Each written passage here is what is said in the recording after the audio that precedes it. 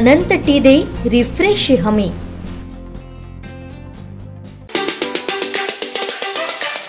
मतदारसंघ ह्या सिंधुदुर्ग जिल्ह्यामध्ये आहे। त्यापैकी सावंतवाडी मतदारसंघ हा पारंपरिक काँग्रेस पक्षाचा राहिलेला आहे।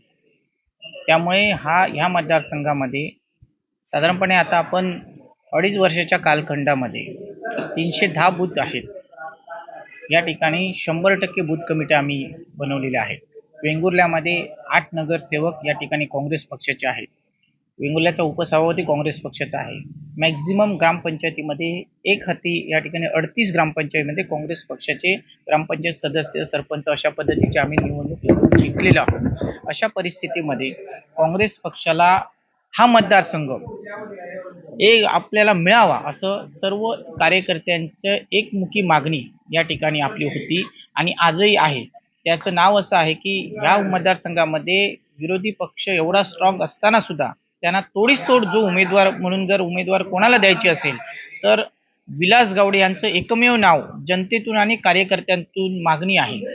ही सगळी मागणी विचारात घेता आम्ही सर्वजण जाऊन ह्या महाराष्ट्राचे आपले प्रदेश काँग्रेसचे अध्यक्ष सन्माननीय नाना पटोले साहेब, त्याचप्रमाणे चैलीतला साहेब जे आपले प्रभारी आहेत यांच्याशी चर्चा मुंबईमध्ये केली आणि त्यानंतर त्यांच्यानी देशाचे जी इलेक्शन कमिटीचे जे सदस्य आहेत त्या सगळ्यांना BM संदीप असतील, त्याचप्रमाणे आणि एक सदस्य आहेत मीना म्हणून, त्या दोघांनाही या ठिकाणी 15 दिवसापूर्वी सिंधुदुर्गामध्ये पाठवलं। एकंदरीत प्रत्येक कार्यकर्त्याची, बूथ कमिटीच्या कार्यकर्त्यांची सगळ्यांचं म्हणणं या ठिकाणी आम्ही त्या ठिकाणी मागणी केली आणि सर्वांनी एकमुखाने सांगितलं की या ठिकाणी आपण जर निवडणूक लढून महाविकास आघाडीचा जर कोण निवडणूक निवडून जिंकू शकतो तर विलास गावडेंचं नाव काँग्रेस पक्षाच्या वतीने आपण करावं आणि ते त्यांनी मान्यही केलं।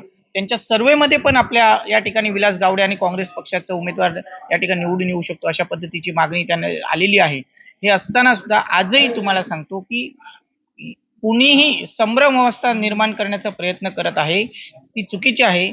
या ठिकाणी महाविकास आघाडीचा उमेदवार अजून डिक्लेअर झालेला नाहीये एक, आणि काँग्रेस पक्षाच्या पक्षश्रेष्ठीने आम्हाला आश्वासित केलेलं आहे की हा मतदारसंघ काँग्रेस पक्षासाठी आणि तुमचा उमेदवार विलास गावडे साहेब असतील अशा पद्धतीची आश्वासित केलेलं आहे आणि आम्हाला त्यांच्यावरती विश्वास आहे।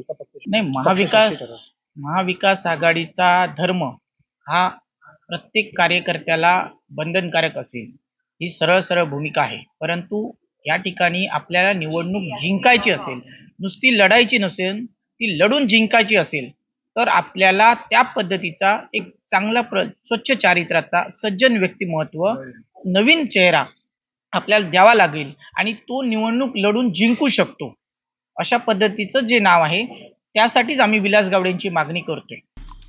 आमचे दिवसभरातले सर्व अपडेट्स, ताज्या घडामोडी आणि थेट लाईव्ह पाहण्यासाठी सबस्क्राइब करा, लाईक करा कोकणचं नंबर 1 महा चॅनल कोकणसाद लाईव्हचं YouTube चॅनल।